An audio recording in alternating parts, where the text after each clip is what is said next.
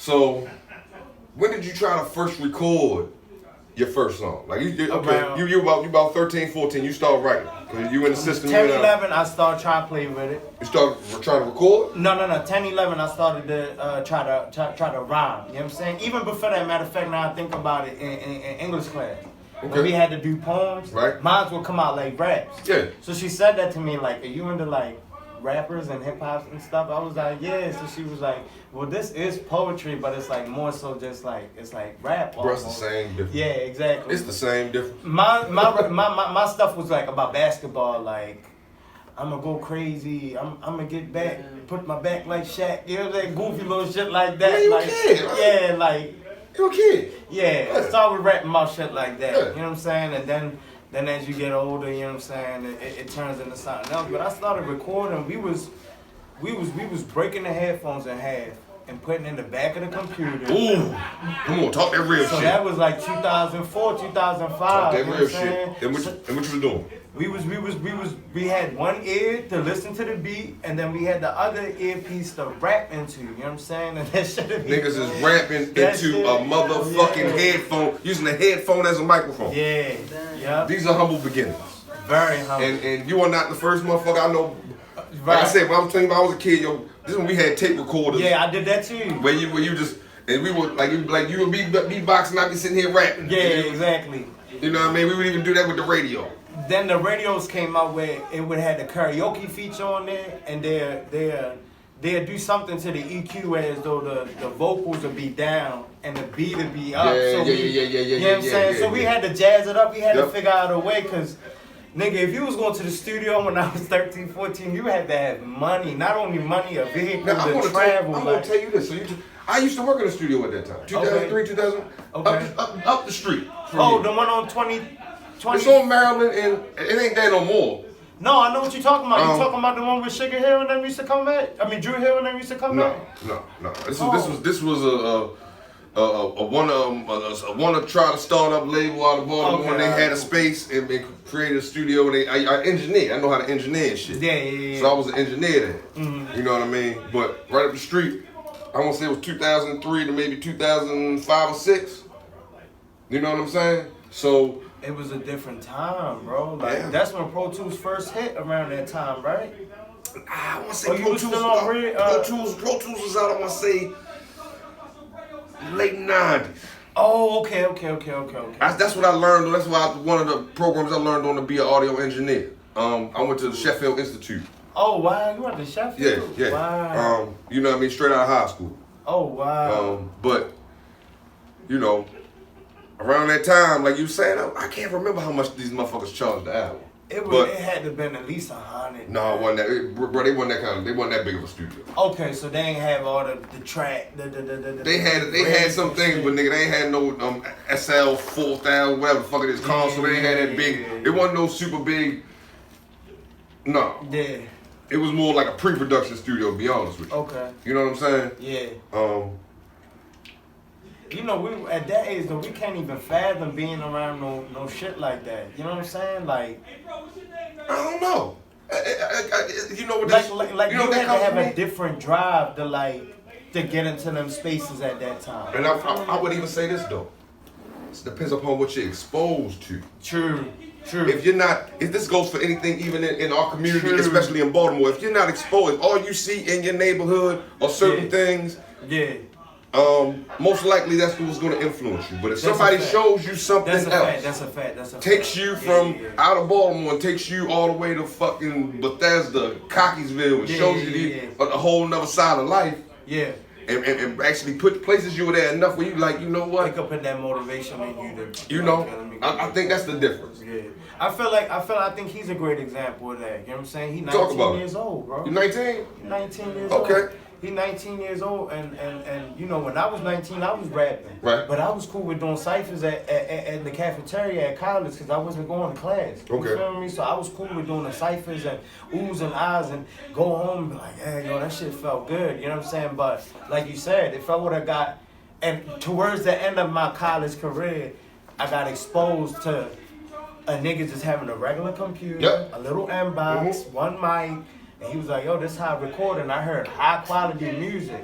And after that, I was turned the fuck out. There you go. That's all it takes to get turned out. That's all it takes. Pause, but yeah, that's no, all ain't no pause in it. That's for everything in life. Yeah, that's a fact. That's like when I hit my first blunt, you know what I'm saying? And I really got the experience. I was like, oh nah, I enjoy this. This gonna be my thing. You know and when you enjoy it. Yeah. If you get this motherfucker try to tell you how you don't enjoy it, well, yeah, I'm going that way. Like exactly. So like back to him, like, you know what I'm saying? If at 19 I would have got exposed to it, I would have had a different drive for it too, which I did. You know what I'm saying? Around that time, I did perform at clubs, and that wasn't a regular thing for a 19 or a 20-year-old to be a part of a crew, and we throw events at Five Seasons. You remember Five Seasons? Oh yeah, I used to be down there. You know what I'm saying? So we throwing events down there, performing down there, the whole nine. So I see the same in him, whereas though he 19, he'll be 20 this month, right? Later this month, he'll be 20 years old. And see, about the time you talking about when you first started writing rhymes, that's when I was down 5 seasons, cuz. Yeah. I was down that bitch early 2000. Yeah. I was doing... Getting drunk and fighting, right? No. You was chilling. Yeah. I mean, but just... I was all around the city. Yeah. You know what I mean? Yeah. That was one of them spots, working on getting on radio, almost had a job on radio. I didn't want to take the internship because, nigga, I felt like, nigga, I got to get paid for this shit. So I know how to do you too much. knew early that I'd rather do media than do music? No, I just wanted to know all about all of it. Everything.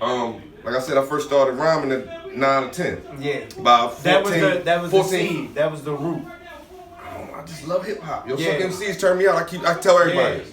But by the time, I don't know what made us want to start rapping. My homeboy beatbox, I just started rapping. We recorded it. By 14, 15, I was making mixtapes before that. Like before 14, 15, I started getting DJ. Saved me up some money, became a DJ. Learned about DJing. Okay. Oh, no, that's different. Hold up.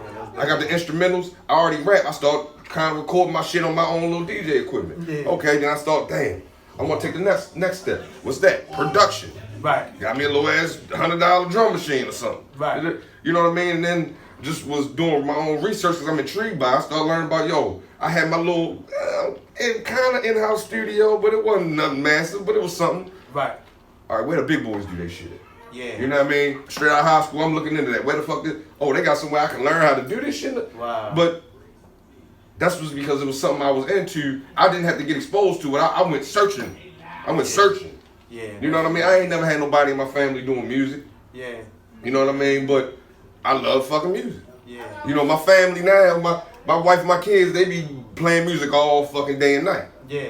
You know what I mean? Yeah. And I love music so much, I don't be all turn that shit. Nigga, I rock that shit. Like, yeah, I'm the same way, man. All right, but I feel like I'm getting off subject. Okay. No, you good because I feel the same way though. Like I was intrigued. Whatever it is, once I get into it, I'm into it all the way. Like when it was basketball, I was a kid. My whole wall was filled with magazines and shit I cut out. You feel me? The whole wall. One side basketball, on the other side rapping, and then I had another side with like a little bit of wrestling shit on there for real. Okay. You know what I'm saying? So whenever I was intrigued with something, I would go all the way into it. Like with making music now, everything digital. So I wasn't never no computer whiz or none of that. I learned how to. You ever heard about them reels, them 2-inch reels? Yeah, I be hearing about that all the time. This ain't even big enough. This motherfucker was probably bigger than that. Yeah. Yo, I learned how to record on that shit. Yeah, that's crazy. But by the time it was changing right then.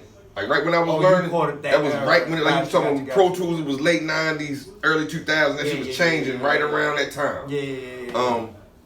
But, okay, so when did you decide that I'm going to make a project? I'm going to make, so besides just making songs, you got older, you 19, you 20, you learned about the process from, you know what I mean, excuse me, getting past freestyling. Yeah. Yo, they got studios and shit I can fuck with. Right. Like you said, just the songs, hand in, broken microphone. Matter of fact, shout out to Phil, 1500 Phil, the guy that owned this building. He started out managing me and trying to get me to do music, and that was around 18 and 19, and we never did a project or nothing. Okay. But I want to say at 20, rest in peace, my brother D. At 20, oh God bless. Yeah. At 18, at 17, I had just turned 17, and I had came home right before I turned 18. I'm sorry, I came home. It was my senior year. I was living on the west side. I was in a little group home in a foster home. Okay. And me and him started linking up, and we started going to Essex together once we was done with high school. Okay. And that it was an everyday thing. Just either come to my house or go to my man Blue House. Shout out to Blue. And we would write. We would record. Okay. And around that time is when I started saying, yo, I want to do a project. I want to do a project. So I want to say in like 2008 to 2009, 2010. Okay. I had like a freestyle, like a dedication almost. It was all freestyles, no original music, no nothing. You know what I'm saying? Okay. So everything, it was like the flow was given to me, the beat was given to me. Right. And I kind of stuck to that format I had when I was young, trying to steal nigga shit or whatever. But I was capable of doing the whole song by myself now. You feel me? Okay. I might take the flow and the cadence because that, you know, that's what I'm hearing a million times on this beat. But I'll switch the words around or whatever. Okay. Now this is something I like to ask any MC I interview. Do you remember your first round? I don't know. Or one of your first rounds? Like what's one of the first ones that you can remember? Don't be embarrassed. No. Cause if I told you my first one, nigga, I'm gonna tell you like nigga, I'm not doing that shit. Like, I was 9, I can still remember that shit. I'm not. Oh my God, for real? Yeah. I ain't gonna lie, It's when I be watching niggas interviews and they be knowing this shit, I be amazed, bro. There ain't no way I can remember. My wife said my mother had my old tapes, my nigga. So like I See, that's what I could do. I could pull up, you know what I'm saying, the joint from 2009 to 2010. Right. But even then, when I would listen back to it, I'd be like, damn, yo. But like, about 2009, you had CDs, bro. They wasn't even using tapes no more. No. Tape meaning it was a mixtape. Oh, okay. I'm talking about It's on actual that cassette tape. Nah, I'm never, talking about. never. I'm that old, bro. Nah, I'm old too, but I ain't that old, dog. We ain't fuck with the reels and all that. You know what I'm saying? Our era was to break the headphone era. You know what I'm saying? No, bro. I did that too. It was early, though. You know. I want to say I'm like second generation hip hop. I want to say I'm like the second generation. Cause I was born. I was born in the 80s. Yeah. I was born in 81. And hip hop started what in 80? No, 73. 73. Yeah, 73. I was like say 83, 70. No, 73. And niggas was putting albums out all throughout. Niggas ain't start putting albums out till the 90s. No, late 80s. No, pretty much late 70s, early 80s. Like, I want to say, and then all of them weren't even albums. A lot of them started out as singles. Singles, yeah. Singles was real heavy. And a lot of people had to get single deals in order to get the record deal. You know what I'm saying? And that was even towards the 90s. You know what I'm saying? That shit amazing though, bro. Cause I mean, look, this is the thing. Do you see how far this motherfucker? Well, Biggie said it the best. Oh my God. He said that 93, 94. Can't believe hip hop came this far. He said that back then. So 26 years later. Damn. You know what I'm saying? My favorite rapper is Jay, and Jay's favorite rapper is Cool G Rap. Oh yeah, Cool G Rap is a nasty motherfucker. But you wouldn't think that though, right? No, I'm gonna tell you. Yes, you would. You would because you lived through his era, so you know the cadence, you know the style, you know how niggas was dressing. You know what I'm saying? Niggas wanted to dress like Cool G Rap. I'm gonna say this though to you. See your predecessors. Yeah. And this is fuck it. We gonna go ahead. Who and what are your influences in life as in general as a man, but as well more closely in music? Jay-Z, my biggest idol. And watch these motherfuckers all gonna be older than you. No, of course. Okay, but that's what I'm saying. But please continue. No, my point is this though, like, I wouldn't think Cool G Rap because when I'm hearing Hov, Jay sounding to me like no one else. Mm-hmm. You know what I'm saying? But if I sit down and I talk to my seniors and, my older brothers that was born in 83, 84 and shit like that, they'd be like, yeah, yo, Cool G Rap was a cold ass nigga, yo. You know what I'm saying? Or they'll play me some shit. I'd be like, damn, yo, like, okay, I hear it now. Or I heard Big L for the first time and I was like, yo, this sound like Jay for real. Like, you know what I'm saying? I didn't get to live through it.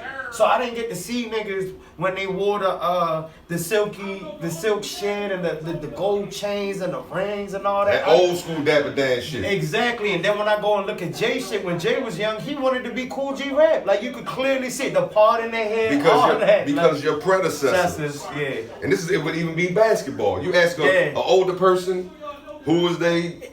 Who was they? They gonna fuck around and say Dr. J, Oscar Robertson, Bill Russell, Kareem Abdul-Jabbar. I didn't get to see none of them play. Yeah. You know what I'm saying? So it's hard for me to say that. Yeah. It's hard for me to even say Jordan to a certain degree. See? Like I was part of me want to do like this. Excuse me, young man. Like, excuse me, young man. I'm 5 years old when he's getting his chips back to back. Right. You know what I'm saying? Like I'm not. I had to watch ESPN late at night to catch the Hardwood Classic games. You know what I'm saying? Yeah. Because I'm that intrigued and I'm into it. Okay. But I didn't get to live. I got to live through AI. I got to live through Kobe. You know what I'm saying? Like now, to your other influences besides Jay-Z. Just music or in general? Excuse me. And all together. J all together. Okay, all together. It's in music and in life. Like, because to me, music has to deal with your life as well. Yeah. Of course I said Jay. I'm gonna say Meek Mill far as like the newer generation, far as someone who's only about 3-4 years older than me. Meek dope. Man, I'm gonna keep it 100, bro. I got on the Meek at like 07, right? You better than me. I called him like 2010, right when he got on MMP. Very early on, I caught on to him, and I found out he had been putting music out since like 2004. Right. So I'm 3 years late. You know what I'm saying? Shit, but that's the case. I'm 6 years late. All right. Man, he. But every time I played him in the car, yo, my homeboys was telling me to turn him the fuck off. They didn't want to hear him. All they wanted to hear was Wayne, Gucci, Boosie. Who else was going on at that time? Webby, Tip, you know what I'm saying? Right. Like at that time, like niggas wasn't.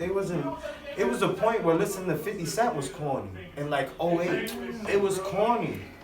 Yeah, come after his second album. It was a dub, like yeah. You know what I'm saying? It was corny to listen to him for real. So when I put Meek on, they telling me to turn him off. They making fun like Meek Million. So to sit back and look and be like, yo, bro, if a nigga say he the Tupac of our generation, I'm not gonna argue with him. And I never in my life imagined it. You feel me? Really, of our generation though, like. Okay.